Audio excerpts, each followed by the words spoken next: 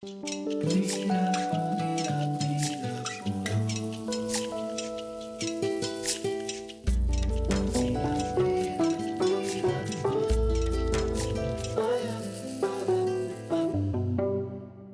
você fosse definir um poeta, o que diria? Que é alguém com duas mãos e o sentimento do mundo? Ou o poeta é alguém que nasce feito, assim como 2 mais 2? O nosso convidado de hoje certamente tem uma outra resposta. Ele diria que o poeta é aquele que tem a doença incurável do mistério. Nós recebemos com muito prazer e muita honra Salgado Maranhão. Seja bem-vindo ao Trilha de Letras. A honra é minha, Eliana, pelo o programa que você faz, que é um programa que abarca nós todos escritores, que estamos precisando muito de programas assim, que divulguem o livro neste país. Então, um programa que tem um papel, além de ter esse papel de divulgar o livro, é um papel pedagógico, porque a sociedade, Monteiro Lobato dizia que um país se faz com homens e, eu diria, mulheres e livros. Então, parabéns pelo seu programa. Nossa, muito obrigada, mas o programa não é meu, é nosso. Ok, E obrigado. vamos falar sobre livros, mas também sobre vida, né, Salgado? Isso, Que vamos você sim. tem uma trajetória lindíssima. Isso. 40 anos, uma antologia com toda essa trajetória. Então, vamos começar pelo começo, né? Vamos falar sobre a tua origem, que é no Maranhão, na cidade de Caxias. Desde sempre você quis escrever. Como é que a literatura chegou para você? Eliana, eu nasci num quilombo. Esse quilombo reconhecido pela Fundação Palmares, um dos poucos reconhecidos, e era uma feitoria. Eu sou justamente a mistura dos dois lados. Minha mãe era uma camponesa do Eito, do campo, da região rural profunda do Maranhão profundo, e meu pai descendente dos donos da feitoria. Mas eu fui criado com minha mãe para minha sorte, porque minha mãe era uma mulher, era uma negra ligada aos tambor de crioula, às culturas africanas que estão espalhadas pelo Maranhão de diversas formas, na culinária, nos ritmos, no vestir. E minha mãe era uma dessas mulheres, com essa força africana. A mulher descendente de africano no Brasil, ela é muito forte, ela é um totem na família. Então minha mãe era uma liderança desse tipo. Ela levava os cantadores repentistas para a nossa casa. E foi aí que começou minha vocação para a poesia. Eu falava uma língua ágrafa. Nessa região não havia escolas. Eu vivi em ter escola tempos depois. Mas essa convivência com a cultura popular do Maranhão, com as danças dos africanos, descendentes de africanos, e com a convivência com os repentistas, cantadores provençais que vêm da Provença e que entraram no Nordeste, pelo Nordeste do Brasil, isso havia com abundância no Maranhão. A oralidade, então, é algo muito forte, marcante na tua obra, mas com essa palavra escrita, no papel mesmo, né? A palavra escrita chegou na tua vida. Quais foram os poetas? Quem primeiro te inspirou? Chegou tempos depois. No campo mesmo, eu passei a infância correndo atrás do sol, pés descalços pelos matagais, por entre cascavéis e beija-flores. Cedo aprendi o milagre das sementes. Minha mãe abria a terra e eu semeava os milharais, os campos de arroz e as colheitas. Vim crescendo com a sarça hostil, sob a memória de crânio sem nome.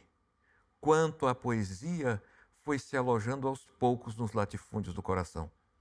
E se tens as mãos especializadas na confeitaria das palavras, vem da herança natural do ofício de criar e engravidar as plantas. Minhas primeiras vivências foram realmente na região rural, profunda, onde não havia praticamente contato com regiões urbanas nenhuma. Era gente camponesa, gente que cuidava da terra e que havia um cultivo dessas culturas velhas, antigas. E eu fui aí por esse meio absorvendo toda essa riqueza do ponto de vista dos ritmos e da linguagem. Aos 15 anos eu saí de lá. Aí fui para Teresina e houve o meu contato, capital do Piauí, e aí eu tive contato com o livro, porque eu nasci numa casa sem livros. Descobri uma biblioteca pública. Essa, eu entendo, para mim, foi a primeira grande professora que eu tive na vida. Porque eu não lia os livros, eu os comia. Eram livros clássicos. E eu tomei essa decisão porque minha mãe dizia, meu filho, vale muito mais o saber do que o ter.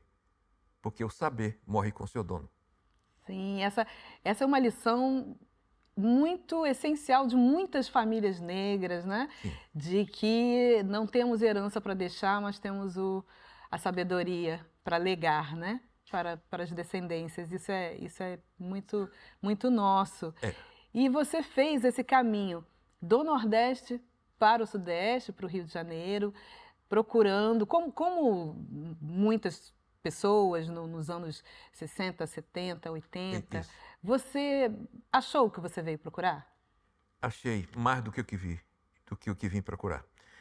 Eu digo que o Maranhão são minhas raízes, o Piauí, Teresina, onde eu vivi e descobri essa biblioteca pública e também uma vida de relações urbana ligadas à cultura, meu caule, e o Rio de Janeiro, meus frutos. Aqui, com essa riqueza que o Rio tinha, quando eu cheguei aqui, de cultural, e eu estava sequioso de aprender, eu costumo falar que há dois tipos de tempo, o tempo cronológico e o tempo produtivo.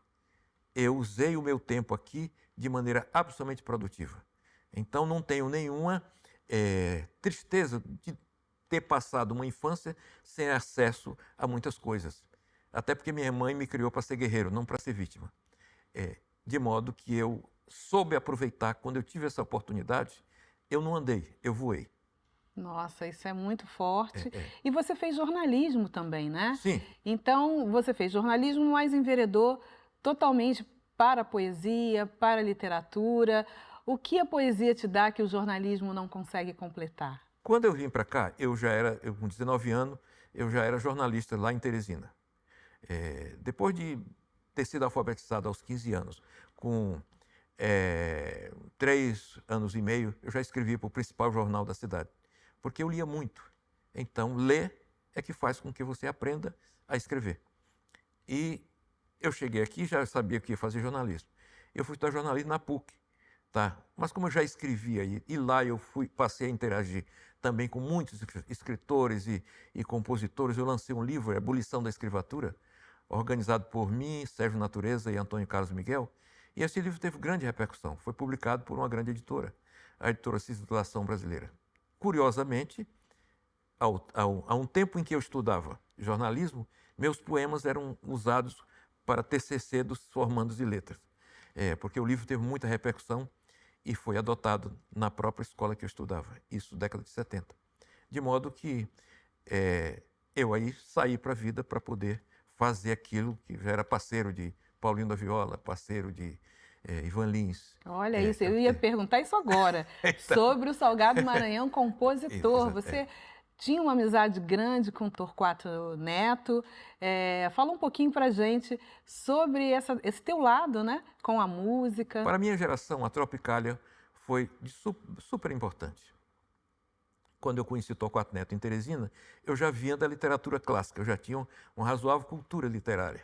E ele me apresentou as vanguardas, ele me apresentou autores que eu não tinha acesso naquela hora. Me sugeriu esses autores. E sugeriu, inclusive, a cidade para onde eu viria depois, que seria o Rio de Janeiro. Eu iria para Brasília, tenho irmãs em Brasília, mas eu vim para o Rio. Porque aqui, ele disse, você vai para Brasília, Brasília só tem político. A cultura está no Rio de Janeiro. E eu não me arrependi, porque aqui estava realmente aquilo que me interessava. E como ele era do mundo da música, as letras de música dos poetas da Tropicália, incluindo Caetano, Gil, Torquato Neto, Capinã, o próprio Tom Zé, então eram de ótima qualidade.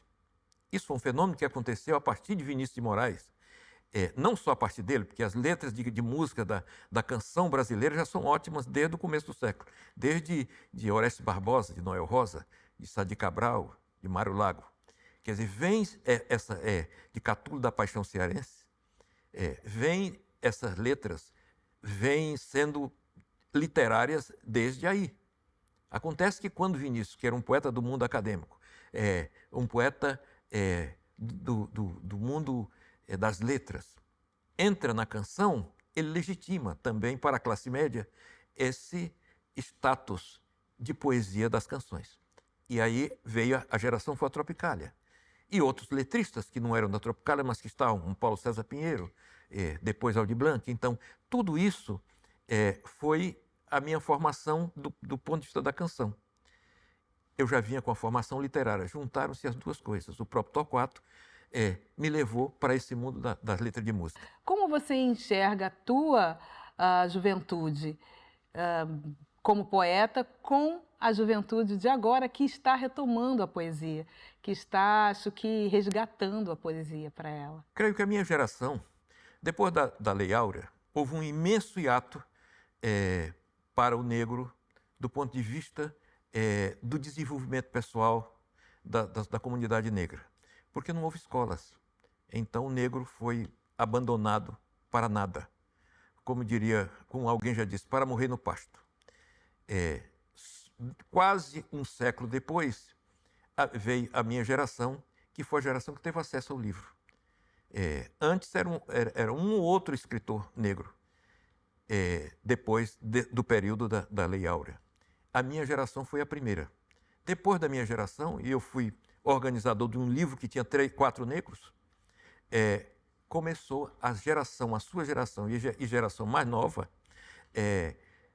está voando do ponto de vista da descoberta da literatura, porque é uma geração que tem acesso ao livro.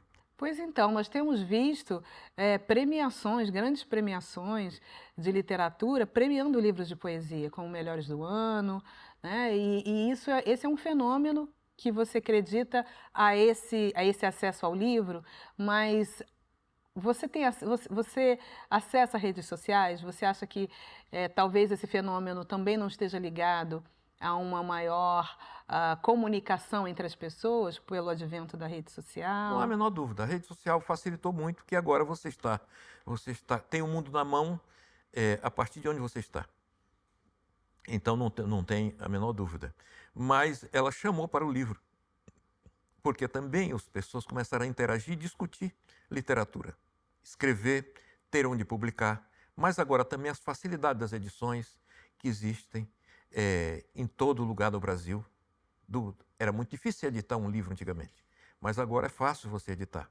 Então acho que tudo isso contribuiu, e a afirmação do indivíduo, o pertencimento, o negro sentir, sobretudo os negros, sentir que tem um lugar, não é um lugar de fala. Isso é pouco. Eu costumo dizer, o poeta não tem lugar de fala. Ele tem apenas um universo, tá? Se eu tenho um universo, todos os lugares são meus. Eu posso falar a partir de qualquer lugar. Só é poeta quem pode falar a partir do lugar do outro. O próprio Fernando Pessoa já disse, o poeta é um fingidor, que finge tão completamente que chega a fingir que é a dor que devera sente. Então nós compramos emprestado a dor alheia, mesmo que nós não soframos aquilo, mas nós temos a empatia, isso é o papel do poeta. Claro, lugar de fala no sentido das pessoas que não falavam e agora elas falam, elas contam sua própria história. Isso é louvável, isso é extraordinário, mas nós temos todos os lugares, nós queremos falar a partir de qualquer lugar. Imagine, por exemplo, se o Chico Buarque não pudesse fazer o que ele faz, as mais belas canções que ele fez foi a partir do ponto de vista da mulher. Como é que fica? Nós teríamos perdido. Então nós podemos falar a partir de qualquer lugar. Nosso lugar de fala é o universo. Esse é o lugar do poeta. Muito lindo. Então, vamos continuar um pouquinho aí, vamos, sim. Mas espera um instantinho. Pessoal, já voltamos já. Fiquem aí com Dando a Letra. Hoje eu vim indicar Foi um Péssimo Dia, da autora gaúcha Natália Borges Polesso, publicado em 2023 pela Dublinense. A Natália já venceu diversos prêmios literários, entre eles um prêmio Jabuti, e a escrita dela é daquelas que acolhe, sabem que a gente emerge na história e nem vê o tempo passar enquanto tá lendo. Nessa novela, narrada em primeira pessoa, a nossa personagem principal, que também se chama Natália, vai narrar 2 acontecimentos que, por motivos diferentes, tornaram os dias dos pais dela realmente péssimos. Um deles acontece durante a infância da Natália e foi um péssimo dia para a mãe dela.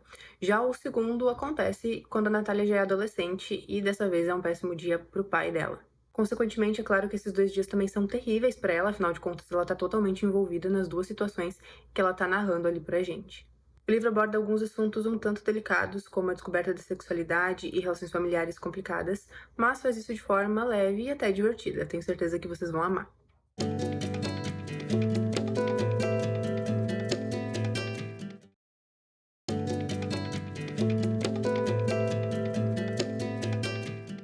Voltamos com o Trilha de Letras, conversando com o poeta Salgado Maranhão.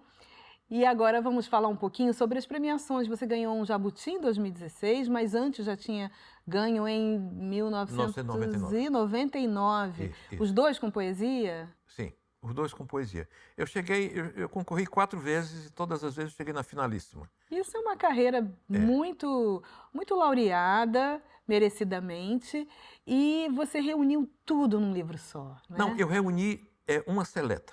Uma seleta. Eu tenho 16 livros, Sim. tá? E tenho muitas canções gravadas. As canções não estão nos livros. Tenho algumas dezenas de canções gravadas por autores como Ivan Lins, Paulinho da Viola, Elton Medeiros, Zé Cabaleiro, agora saindo, Alcione. E esse título, A Voz que Vem dos Poros, que é lindíssimo. Porque é a voz que me define. Eu falo da experiência telúrica que eu vivi no Maranhão. Eu falo desse meu atravessar esses desertos, bebendo pedras, muitas vezes, e chegar aqui destraumatizado, sem querer matar ninguém, querendo amar as pessoas, porque esse é o papel do poeta, que não significa que ele não fale de coisas duras e que muitas vezes a poesia tem enfrentamentos. Sim. Com palavras. Às vezes a poesia põe o dedo na cara, tá?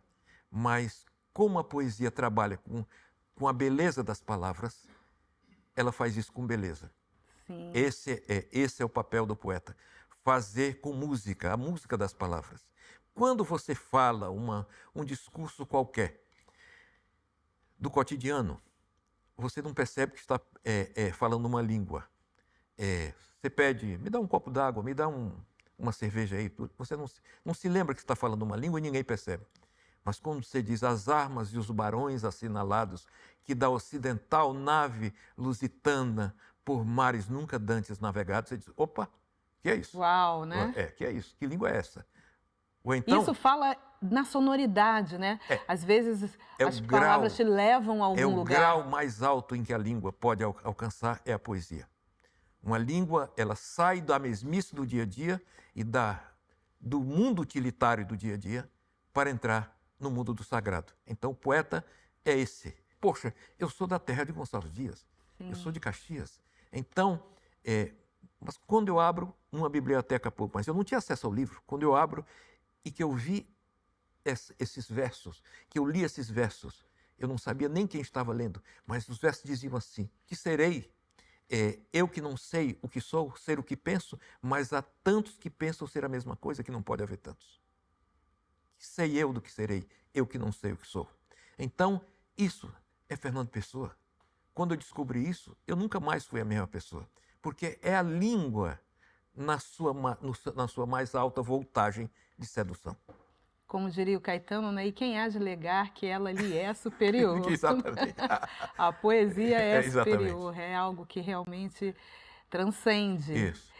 Mas qual foi o seu crivo para pegar uma obra tão extensa e condensar numa voz que vem dos poros? Isso é atitude de interesse, de generosidade do Wagner Amaro e do estudioso da minha obra, que é Rafael Quevedo. E aí fazer uma seleta desses poemas para mostrar nessa data emblemática da minha vida. E fizemos esse livro, um livro belíssimo, muito bem feito. A escolha deles, eu só escrevi o poema que dá título ao livro, posterior à escolha deles. E eu acho que ficou uma compilação muito boa e muito representativa do que eu faço. O Brasil precisa olhar para si, para esse mundo da excelência. Uma das coisas mais tristes do Brasil é que o Brasil não investe em excelência. A poesia é excelência pura, tá? Assim como a ciência, a pesquisa, a educação e pesquisa. Nós estamos perdendo o bonde do conhecimento Esses dias eu estava vendo um intelectual falar isso, de Harvard, que é brasileiro, um economista falar isso. Nós estamos perdendo, de modo que este ano morreu o bispo, mas morreu Alberto da Costa e Silva, o maior estudioso da África. Africanidades. Então, grande Alberto da Costa e Silva, que foi meu cabo eleitoral na Academia Brasileira de Letras. Então, eu acho que nós temos muita estrada pela frente. Isso me anima, isso me dá entusiasmo. Há o que fazer, né? Exato. Quando Há eu o que penso, lutar. ainda estou aqui, me dá um sentido de voo, de querer fazer mais. E de ver que os jovens estão com entusiasmo. Claro, há muito equívoco na internet, há muito equívoco em tudo, na cultura de massa, mas tem muita gente esperta, de olho nas coisas de mérito. Então, lê um trechinho para gente do A Voz que Vem dos Poros. Vamos lá. São feitas de crisântemos as fibras desse fogo que se molda à palavra. E a esse jogo em que o amor se equilibra como se a vida então lhe fosse escrava. Ou talvez da pelagem de uma tigra que ocultasse um vulcão em sua lava, para blefar que fica enquanto migra, para fingir que beija quando crava. Mas isto são hipóteses, ou arenga ao que se queira e não está à venda. Um teçar de lábios na carne brusca. São só pegadas do que seja a lenda de algum tesouro que se nos ofusca, que ao tê-lo não se tenha mais que a busca. Meu Deus, olha só, vou chorar!